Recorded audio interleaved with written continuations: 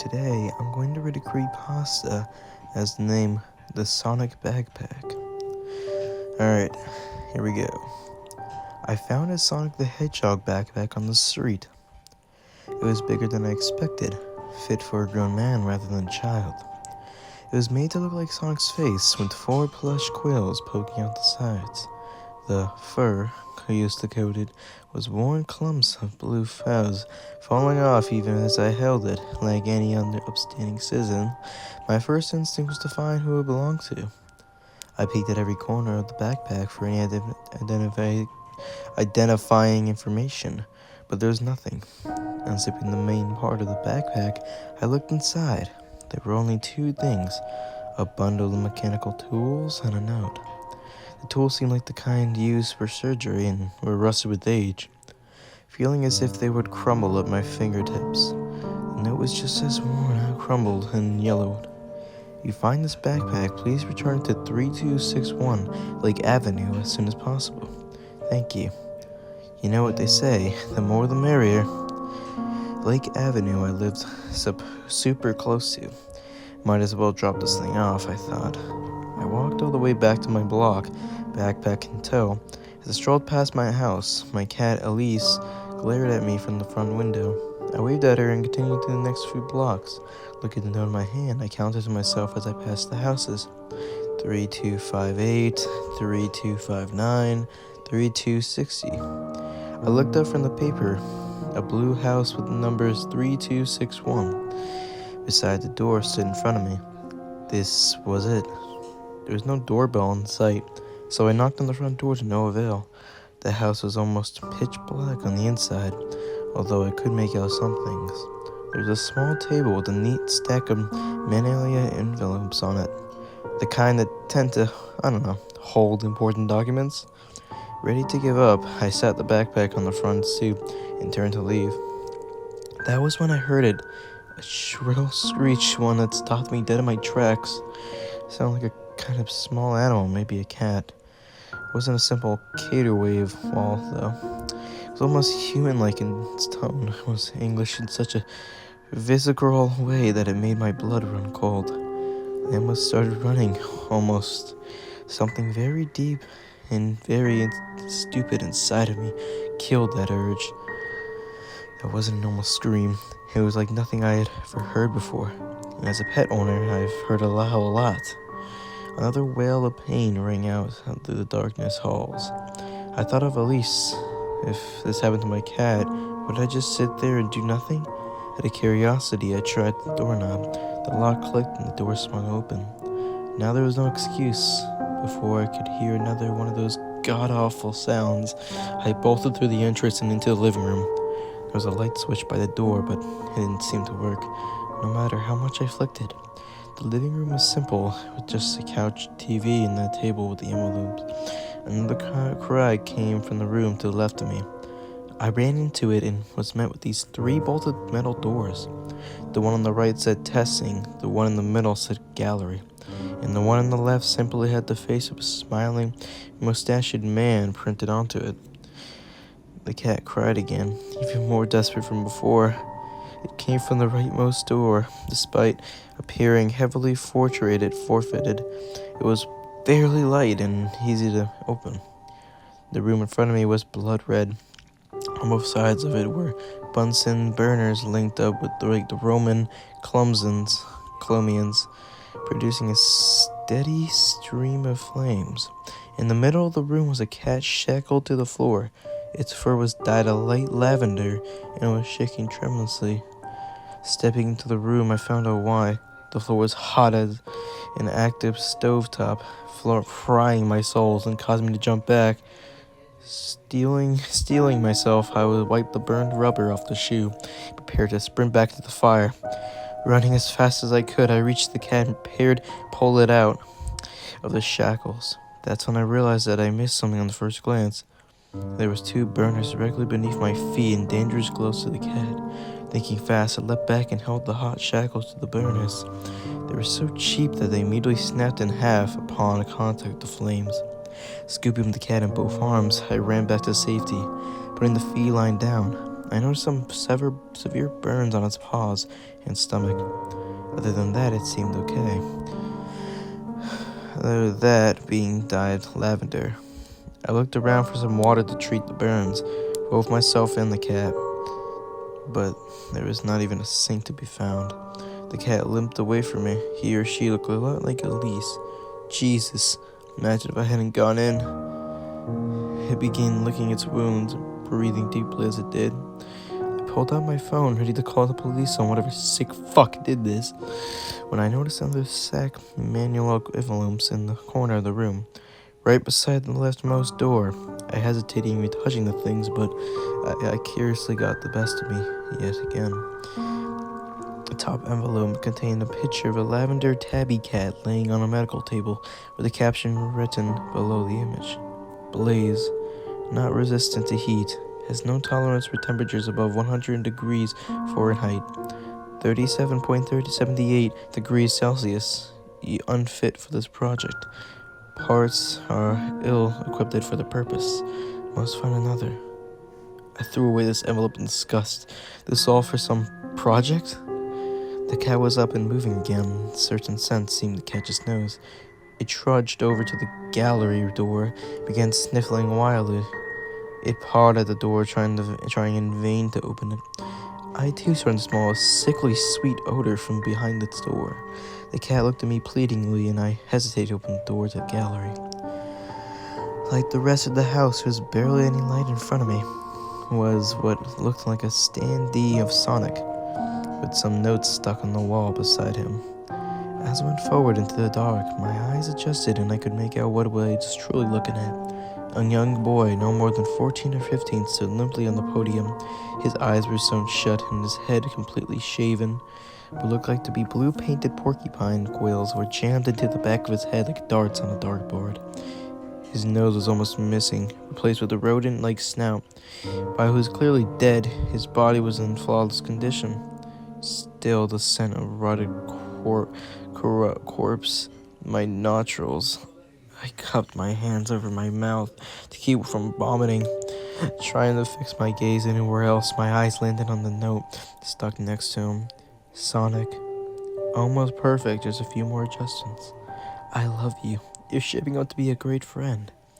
Stumbling back in shock, I turned to face the rest of the hall. Right beside me was a boy, even younger than the last, or at least he was a boy. For when I looked at the podium next to me, I was met with the head of a fox. The fox head was sewn onto the child's torso, staring back at me. While the head was animalistic, the eyes were clearly, unmistakably human. On the boy's back were two foxtails entwined together. His hands sported cartoonish white gloves and were forever caught in a waving pose. There was a post-it note stuck on the wall beside him. Tails, high tolerance for pain, impressive willpower for such a diminutive subject. He may last a bit longer than expected. He was one of my favorites. My head was spinning in a daze. I looked across the entire hallway. I was manned with dreads that towered over the others. His fists had small spikes stitched to them, and his chest had a sort of concrete pattern cut into it. His face was stretched into a wicked smile with unnaturally tiny sharp teeth like that of an animal's. A boombox woman with her head cut off, replaced with that of a small bat. Its glossy eyes spoke to me, but I couldn't understand what they were saying. A young girl in a dress, sporting the ears and fur of a rabbit, and holding a fleshy, mangled blue object that I couldn't make out. A child with insect-like arms coming out of his torso, positioned next to a blurry man with a red crocodile head, and a teenager with reptilian, chameleon-like skin. There were also a few empty podiums, symbols of those whose future rested at the hands of a madman. In the back of the hallway, there was a sign situated on the wall. Dreams to Reality Hall, where fantasy comes to life. I steadied myself against the door, trying to compose myself. That was when I heard footsteps. The front door slammed shut with muffled exclamations. God damn it! And fucking backpack, coming from the living room. The footsteps grew louder as I heard the person walk close to the entrance to the gallery. Without thinking, I ran clear across the entire hallway, made a left turn at the sign, and entering a side room. In front of me was a small table and chair with more manila envelopes. From the back of the house, I could hear the man screaming frustration.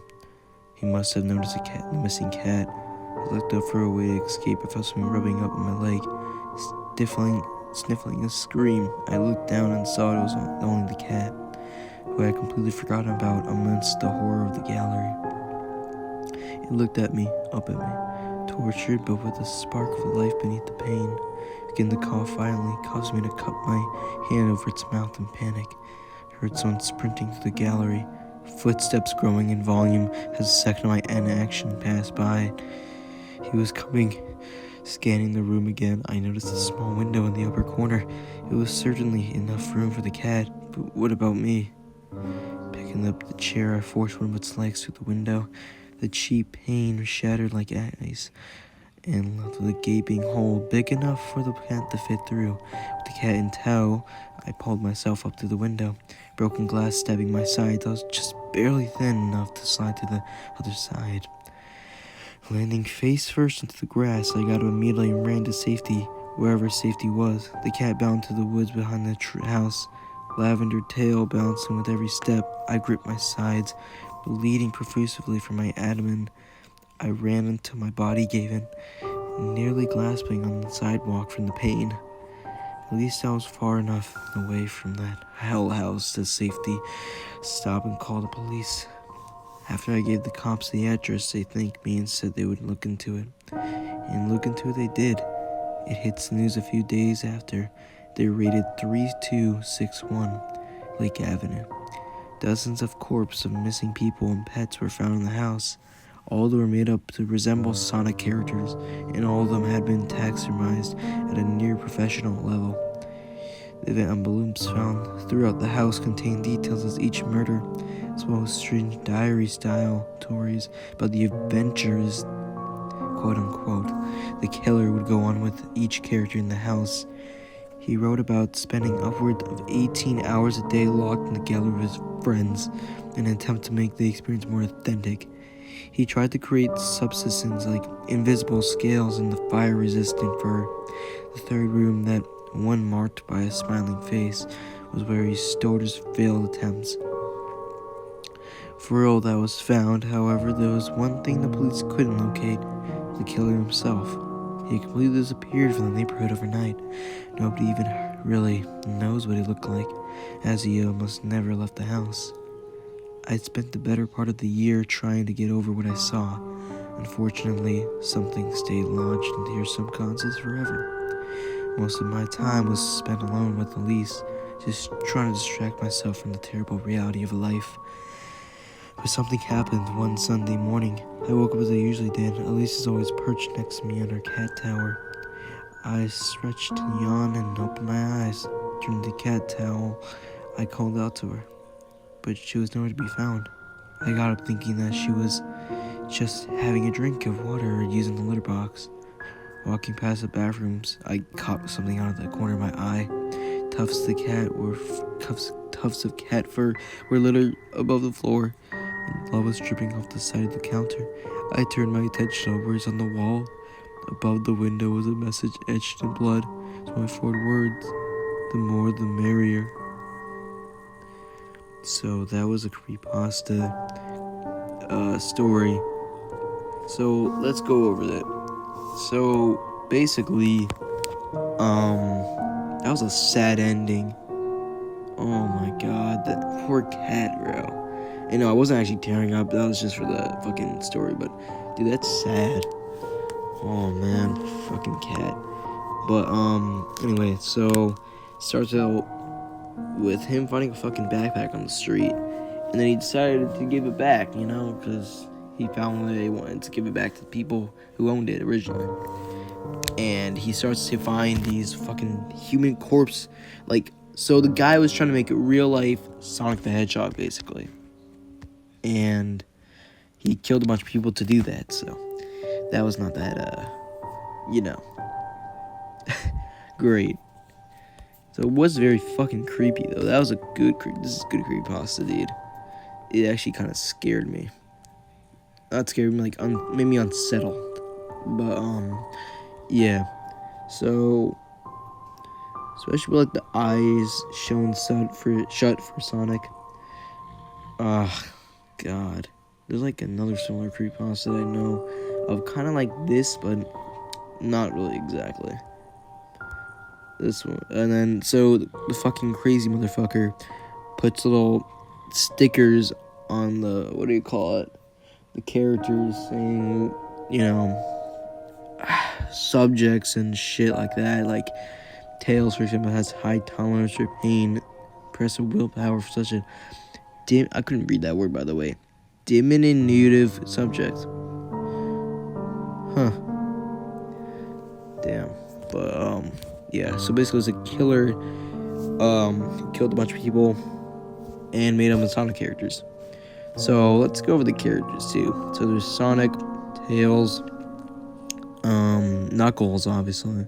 Somehow there's no sticky note for Knuckles, I guess. Oh no. And anyway, so, and then a bumbox woman with her head cut off replaced with, oh great, that's Rouge. And then that's Cream later with the ears and fur of a rabbit. And I'm guessing the blue thing is whatever fucking cheese. And anyway, then the child with insect-like arms coming out of his torso. Oh, that was Charmy. Okay, that's okay. Yeah, and then crocodile head and teenager reptile chameleon. Okay, it's SBO and fucking don't worry, what's his name? Vector. Alright, and then they show this weird ass image. It kind of is very unsettling, I'm not gonna lie. Like, mainly the picture with the head and the fox. That looks pretty creepy, honestly. Anyway, so there are also a few empty podiums. So I'm guessing he was also gonna make Amy too, because like Amy wasn't there, and Shadow also. Whoever else he didn't put on the podium, which is also Blaze he was trying to make. God, this guy's a sick fuck. Anyway, so then the character, he tries to get out of here, hide somewhere, and then eventually he does. He fits himself in the little fucking hole with the cat too, and saved it. So he then calls the cops after to see if they can look into it, which they did. And after it was discovered, the killer was never found, which was very unsettling. I wouldn't even live near there. Like, why the fuck would you still live in the same place? Like, that's not safe at all. Ugh. But then sadly near the end, he woke up and he was trying to find his cat, because when he called out to his cat, he wasn't there. And he went down to the kitchen or bathroom, or walking past the bathroom, he caught me out of the corner of his eye. Oh god. And then the blood of the cat died.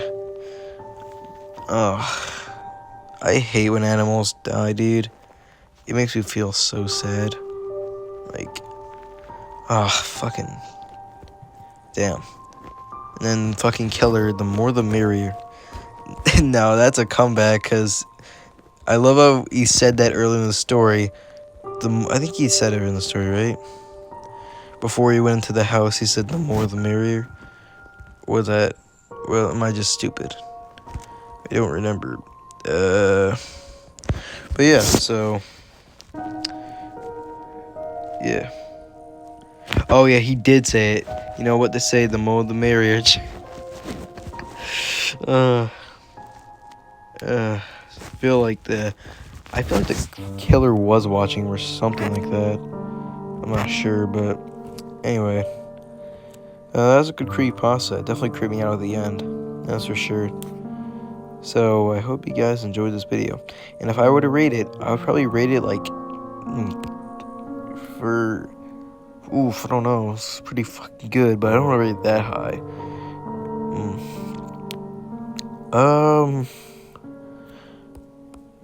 Let's see. I'll say it's pretty good creepypasta, but I don't really think there's anything wrong with it. It's pretty good, except for the image that was kind of made. That was kind of looks shitty, but except for like the main they talk about the background with the smiley, that wasn't scary at all. But the fox thing was though. That was pretty fucking creepy. So yeah, you know what? I'm rating this 10 out of 10, dude. This is fucking creepy. Good creepypasta story, and overall, this creeped me out. So I hope this scared the shit out of you and fucking shit.